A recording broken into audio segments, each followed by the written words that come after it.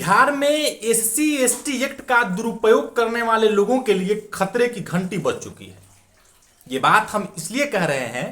क्योंकि बिहार के डीजीपी विनय कुमार ने खुद ये कहा है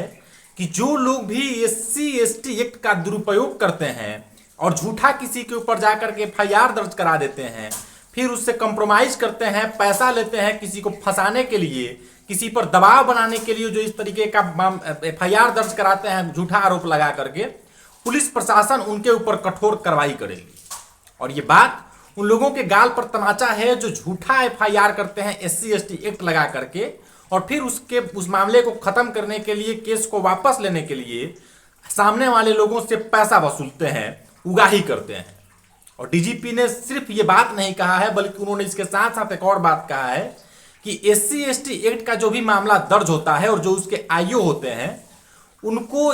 उस केस को जल्दी से जल्दी निपटाना होगा। मतलब कि केस का जांच करने में अगर बिना वजह समय लिया जाएगा, ज्यादा समय लगाया जाएगा, तो उस तरीके के जो पुलिस पदाधिकारी हैं उनके ऊपर भी कार्रवाई की जाएगी। मतलब कि डीजीपी विनय कुमार का साफ साफ ये संदेश है कि एससी एसटी एक्ट में जो भी केस दर्ज होता है,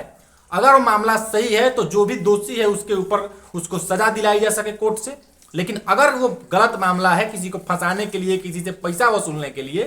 तो जो लोग भी झूठा आरोप लगा करके एफआईआर दर्ज कराए हैं उनके ऊपर भी कानूनी कार्रवाई की जाएगी और कठोर कार्रवाई की जाएगी। तो ये बिल्कुल समाज के लिए, और जो समाज में इस तरीके का माहौल बनाते हैं झूठा एससी एसटी एक्ट लगा करके, उनके लिए भी संदेश है। और जो पुलिस पदाधिकारी जो एससी एसटी एक्ट में जो मामला दर्ज होता है, बिना वजह उसमें उसके जांच में समय लगाते हैं और कोर्ट से सजा दिलाने में समय लग जाता है उसके कारण, तो वैसे पुलिस अधिकारियों के लिए भी डीजीपी का साफ संदेश है कि जल्द से जल्द इस तरीके का मामला का जांच करें और जो भी उसमें दोषी पाए जाते हैं उनको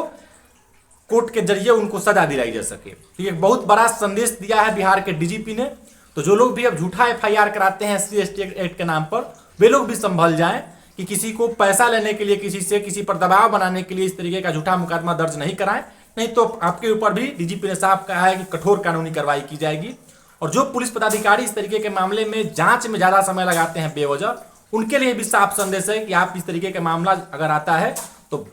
निश्चित रूप से उसको निष्पक्ष रूप से और जितना जल्दी हो सके उस मामले का निपटारा करें।